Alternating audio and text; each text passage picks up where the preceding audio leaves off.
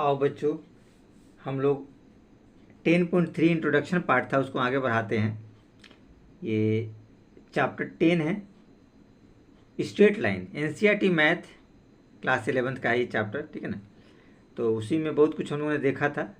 तो आज हम लोग डिस्कस करेंगे distance of a point from A line. Distance of a point from A line मतलब एक कोई पॉइंट्स है तो उस लाइन से उसका डिस्टेंस, जैसे मान लीजिए ये एक्स एक्सिस हो गया, ये वाई एक्सिस हो गया, ये लाइन है, ठीक है। लाइन तो आप समझते ही हैं, लाइन का जो फॉर्मेट होता है वो होता है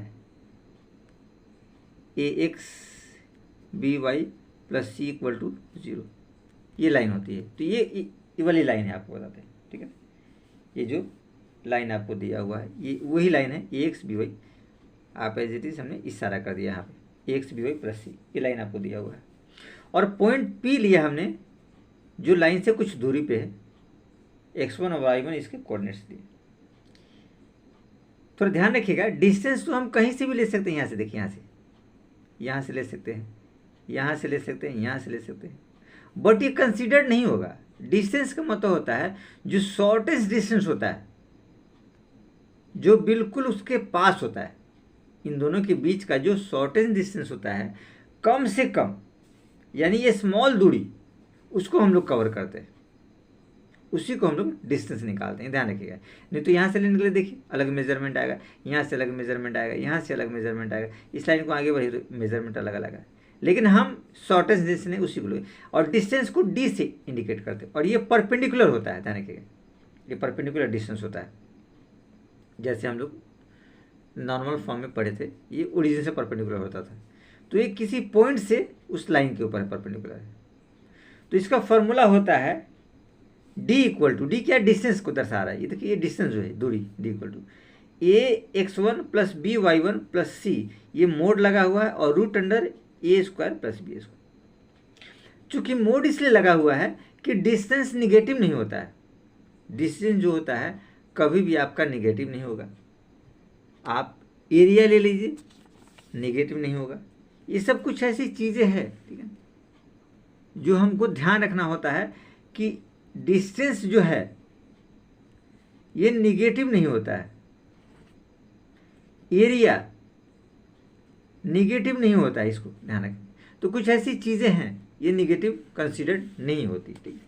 इसलिए इसमें मोड लगा दिया है कि प्लस माइनस जो भी मान रहेगा वो पॉजिटिव में रहेगा, और कुछ इसमें विशेष ऐसा नहीं कि आपको परेशानी का सामना करना पड़े, ठीक है। तो इसी आधार पे हम लोग चलते हैं, एक छोटा सा क्वेश्चन करते हैं, और फिर उसके बाद हम लोग एनसीईआरटी बुक के एग्जाम्पल की तरफ बढ़ेंगे, तो आपको ज़्यादा समझ में आएगा। देखिए, कंडीशन एक है, एक छोटा सा क्वेश्चन है।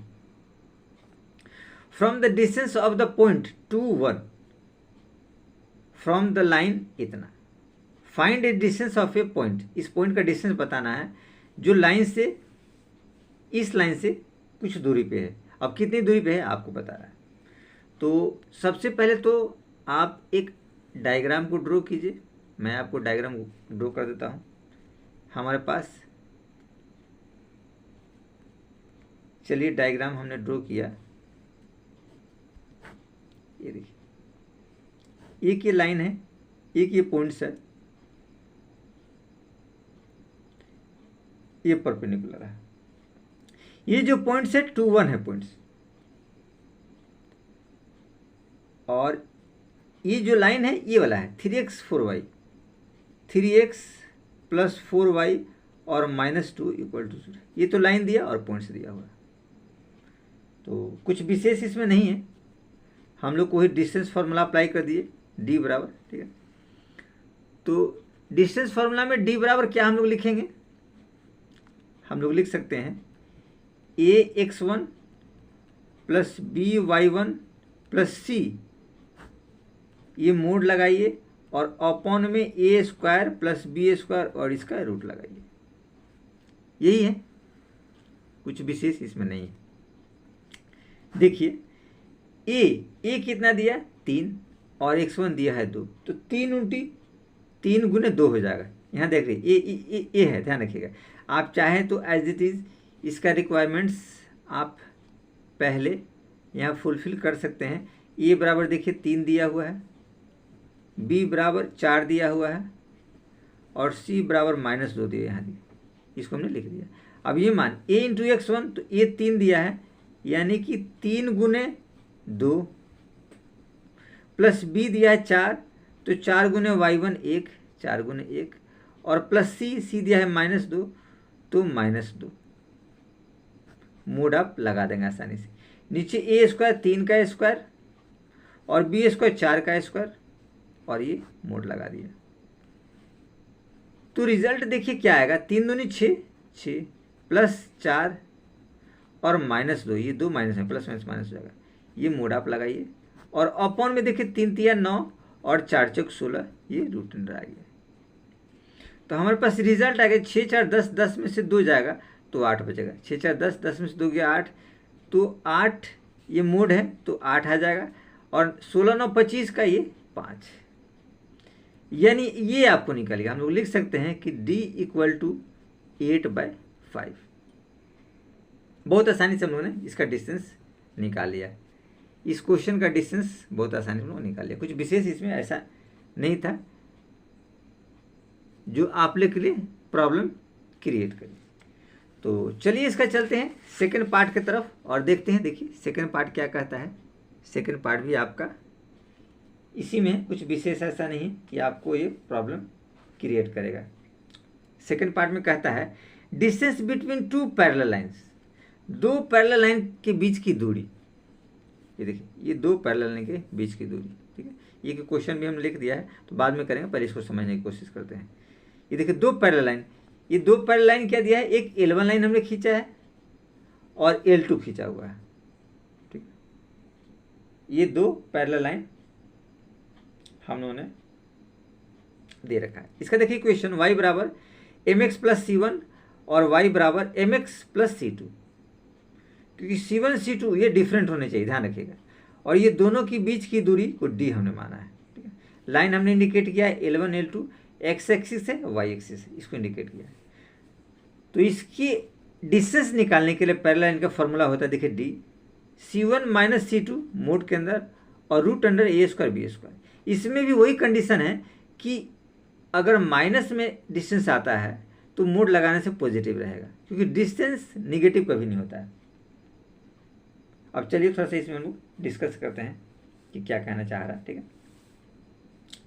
तो देखिए सपोज मान लीजिए कि अगर हम 2 लाइन की बात डिस्कस करें, हमने लिखा 2x प्लस 3y प्लस 5 = 0, ठीक, ये हमने लिखा। और एक और इक्वेशन लिखा 2x प्लस 3y प्लस 10 = 0। तो देखिए इसके दोनों टर्म इक्वल है, मतलब first two term x and y, ये x और y वाले टर्म जो हैं, ठीक है ना, सेम होना चाहिए। फर्स्ट टू टर्म सेम होना चाहिए, ये ध्यान रखिएगा, ठीक है। ये c1 c2 डिफरेंट रहेगा, कोई दिक्कत वाली बात नहीं, ठीक है। ये सेम होने चाहिए, ये पहले दोनों टर्म, ठीक है। तो उस कंडीशन में हम इसको पैरेलल कह सकते हैं, तब ये लाइन पैरेलल कहलाएगा। सपोज मान लीजिए हमारे पास कंडीशन आता है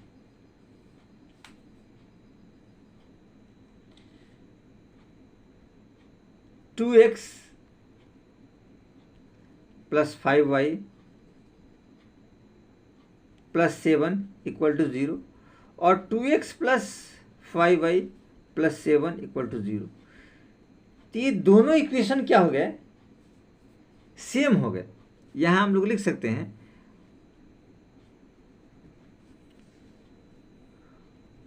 both equation are same not parallels. ये दोनों सेम हैं, पैरेलल नहीं है, ध्यान रखिए ये दोनों क्या है, सेम है, क्योंकि दोनों पहले दो टर्म तो सेम है, C1 और C2 भी सेम, तो both equation are same not parallel, ये सेम होंगे पैरेलल नहीं, यानी पैरेलल के लिए कंडीशन है कि C1 not equal to C2। Parallel का ध्यान रखिएगा, पैरेलल का कंडीशन जो है वो है C1 not equal to C2, ये इसके बराबर नहीं होना चाहिए, ये अलग होने चाहिए, C1 और C2 अलग अलग होने चाहिए, तभी हम उसको पैरेलल कह सकते हैं, ये कंडीशन होता है, और कुछ विशेष इसमें नहीं, ये ध्यान रखिए, ठीक है, ये दोनों। तो अब हम लोग चलते हैं नेक्स्ट, कुछ ये सम्स है, सवाल वगैरह हैं, ठीक है, ताकि आपको आसानी से समझ में आए, कुछ विशेष इसमें नहीं है, ठीक है, इससे आपको आसानी रहेगा, ठीक है। तो चलिए चलते हैं, देखिए सवाल अब क्या कहता है, देखिए, ठीक है ना, find the distance between the parallel lines 3x 4y plus 12 equal to 0 and 3x plus 4y plus 8 equal to 0। हमको डिस्टेंस बताने हैं, तो इस इक्वेशन को पहले यहाँ आप लिख दीजिए आसानी से।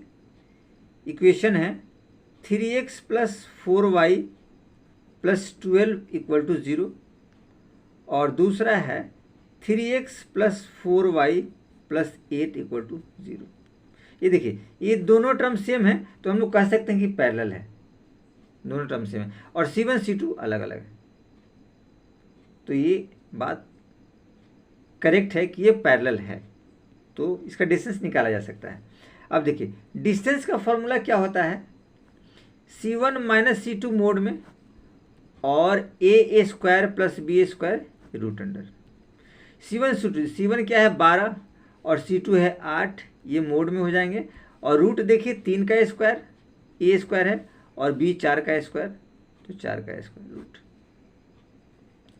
तो एज इट इज देखिए ये 12 में से 8 गया तो 4 बचेंगे, मोड हटाओगे तो 4 ही बचेगा, यहाँ 9 और 16, 16 9 25 रूट 25, यानी कि 4/5, ये 25 का क्या हो जाएगा 5, यानी ये कंडीशन हमारे पास है, डिस्टेंस निकला ये 4/5। कुछ बच्चे ये भी कहेगा कि सर अगर अपोजिट कर दिया जाए तो, अपोजिट ये C1 C2 के बदले C2 C1 हो जाए, तो देखिए अपोजिट कंडीशन में हम कहते हैं, ठीक है ना, अगर अपोजिट हो तो D अगर निकालने की कोशिश करते हैं C2 माइनस C1, ब्रैकेट रहेगा a square plus b square root under. तो देखिए C2 माइनस C1, 8 में से 12 जाएगा, ये 8 माइनस 12 मोड हो जाएगा, और ये तो वही कंडीशन 3 का स्क्वायर और 4 का स्क्वायर। ये देखिए 8 में से 12 जाएंगे तो -4 बचेंगे, ये मोड लगा हुआ है, और ये हो जाएगा आपका रूट 25।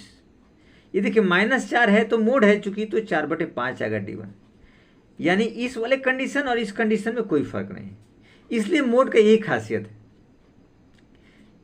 क्योंकि डिस्टेंस जो है निगेटिव नहीं होना चाहिए। तो मोड लगाने से क्या होता है, प्लस या माइनस ये दोनों प्लस कंडीशन में जाएगा, कि मोड एक ऐसा मशीन है कि प्लस नंबर डालिए माइनस नंबर डालिए, वो दोनों पॉजिटिव आपको रिजल्ट देगा। तो मोड लगाने से यही फायदे होते हैं, ठीक। तो इसमें कुछ विशेष नहीं था, हम लोगों ने आसानी से देखा ये क्या क्या क्वेश्चन कह रहे थे। अब हम लोग चलते हैं इस टॉपिक पे, कुछ एग्जाम्पल्स दिए हैं NCERT बुक के, ठीक है, वो हम लोग देखते हैं, और एग्जाम्पल्स क्या कहता है डिस्कस करते हैं। तो देखिए एग्जाम्पल नंबर है 19, कुछ विशेष नहीं है, बहुत आसानी से आप लोग सवाल को बना सकते हो। देखिए ये एग्जाम्पल है 19 नंबर, ये कहता है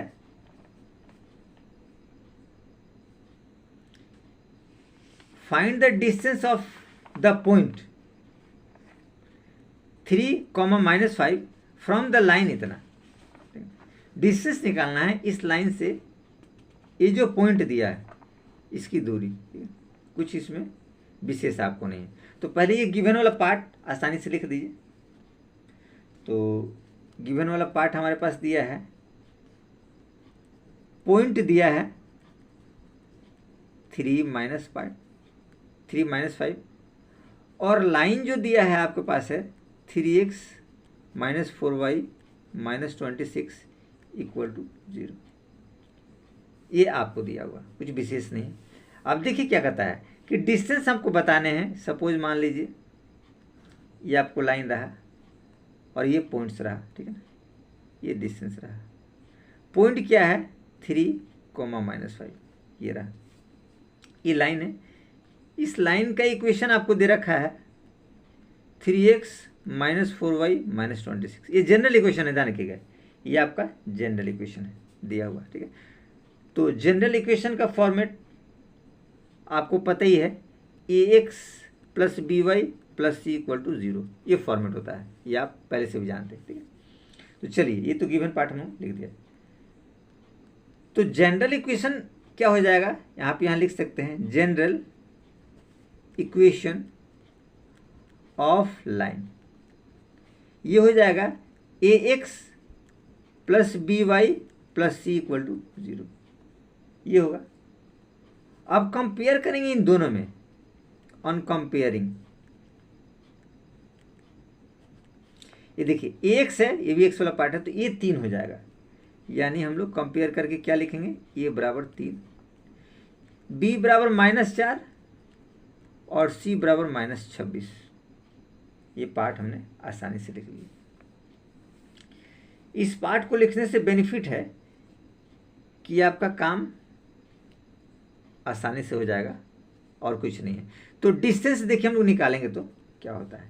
डिस्टेंस का फॉर्मूला हम जानते हैं, ax1 by1 + c अपॉन, ये आपका मोड लगा रहेगा और नीचे रहेगा a² + b², ये √अंडर। ये देखिए ax1 ये 3 है और x1 आपको 3 है, तो 3 × 3 हो जाएगा, यानी 3 × 3 प्लस b क्या दिया है -4 × y1 -5 और प्लस c -26, तो -26, और अपॉन में ये मोड आप लगा दीजिए, ठीक है ना। और ये हो जाएगा a², a क्या दिया है यहाँ देखिए 3, तो 3 का स्क्वायर, और प्लस b 4, तो -4 का स्क्वायर, और रूट लगा दीजिए। देखिए बहुत आसानी से हम लोग 3 तिया क्या हो जाएगा 9, और 5 चौको 20 -20 प्लस, तो +20 हो जाएगा। यहाँ देखिए -26 और मोड लगा दीजिए, और नीचे देखिए 3 तिया 9 और 4 चौक 16, क्योंकि माइनस है तो प्लस में बदल जाएगा, 4 चौक 16 गुना कर रहे हैं। यानी हमारे पास क्या है 20 9 29, 29 में से 26 गया तो 3 बचेगा मोड में, और नीचे आ जाएगा √25। मोड से बाहर निकलेगा तो 3 होगा और 25 का 5 होगा, यानी ये आपको डी निकल गया। क्या निकला डी। तो देखिए कितनी आसानी से उन्होंने डी निकाला है। इसमें कुछ विशेष ऐसा नहीं था कि जो प्रॉब्लम करे बच्चों को, ठीक है ना। तो डिस्टेंस बहुत आसानी से निकालते, बस आप लोग को ध्यान रखना है कि लाइन क्या है, उसका जनरल इक्वेशन क्या है, पॉइंट कौन सा है, ठीक है, और बस इसमें मान पुट कर दीजिए। कुछ विशेष ऐसा नहीं है कि आप लोग के लिए लगे कि बहुत ज़्यादा पेचीदा है या प्रॉब्लम क्रिएट करेगा। तो चलिए हम लोग चलते हैं 10.3 एक्सरसाइज का जो इंट्रोडक्शन था उसका आखिरी एग्जाम्पल की तरफ हम लोग चलते हैं। और देखिए ये आखिरी एग्जाम्पल है, फिर उसके बाद हम लोग 10.3 एक्सरसाइज की तरफ बढ़ेंगे, ठीक है ना। देखिए ये कहता क्या है, find the distance between the parallel line. इस पैरेलल लाइन के बीच में डिस्टेंस आपको निकालना है, तो बस वही फॉर्मूला लगा दीजिए, d = c1 - c2 upon √a² + b²। कुछ विशेष नहीं है, बस हमको कॉन्सेप्ट क्लियर होना चाहिए, फॉर्मूला क्लियर होना चाहिए, आप फटाफट करते चले जाओगे, कुछ विशेष ऐसा नहीं है, ठीक है ना। मान लो ये 2 लाइन पैरेलल दे दिया, ठीक है, ये दोनों लाइन अलग अलग दिए हुए, देखिए एक लाइन ये दिया है, एक लाइन ये दिया है, ठीक है। तो चलिए, तो पहले हम लोग लिखते हैं गिवन पैरेलल लाइन जो है, लिखेंगे पैरेलल लाइन पैरेलल लाइंस। ये आपके पास है 3x minus 4y plus 7 equal to 0 और 3x minus 4y plus 5 equal to 0। ये दोनों आपके पास पैरेलल लाइन है, इसमें कुछ विशेष नहीं। ठीक, अब चाहे तो रिक्वायरमेंट इनका आप लिख सकते हैं। ये क्या है 3 है, बी आपके पास क्या है 4 है, -4 है, ध्यान रखिए, ये देखो माइनस में दोनों माइनस है, और C1 आपके पास 7 है और C2 आपके पास 5 है। ये हमने रिक्वायरमेंट लिख दिया है। ये देखिए एक्स वाला पार्ट A1 कहलाता है, एक्स और वाई दोनों पार्ट सेम होते हैं इसमें, तो A 3 है और B -4 है। ये 7 C1 कहलाएगा और ये दूसरे इक्वेशन का C2 कहलाएगा। तो ये रिक्वायरमेंट हमने लिख दिया। अब हम लोग चलते हैं डिस्टेंस D। इसका फॉर्मूला क्या होता है, C1 माइनस C2 मोड लगा रहेगा upon A² plus B² root में। अब देखिए जरा कंडीशन, C1 क्या दिया, 7 माइनस 5 यानी 7 माइनस 5 कंडीशन, A² 3 का स्क्वायर, B² -4 का स्क्वायर और रूट लगा दीजिए। ये देखिए 7 5 2 मोड में है और नीचे भी आपको 9 प्लस 16, ये मोड से बाहर निकलेगा तो 2 और 16 9 25 का 5, यानी आपके पास क्या हो गया कि डिस्टेंस आपके पास निकला है 2/5। तो कितनी आसानी से हमने इसको भी सॉर्ट आउट कर लिया। बस हम लोग को फॉर्मूला क्लियर होना चाहिए और कॉन्सेप्ट क्लियर होना चाहिए। तो इस हिसाब से हम लोगों ने इसका जो इंट्रोडक्शन पार्ट था और उसका एग्जाम्पल 10.3 का हम लोगों ने ख़त्म कर लिया। अब हम लोग नेक्स्ट वीडियो में हम लोग चलेंगे इसके एक्सरसाइज की तरफ।